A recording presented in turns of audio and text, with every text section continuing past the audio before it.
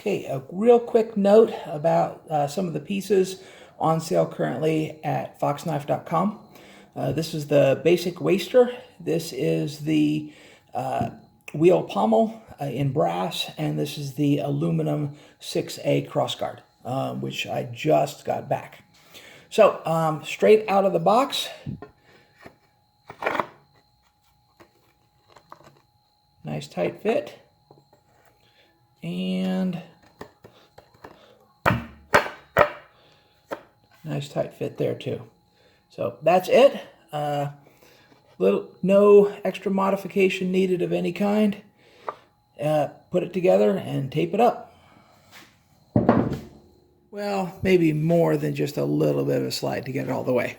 So, there we go. Now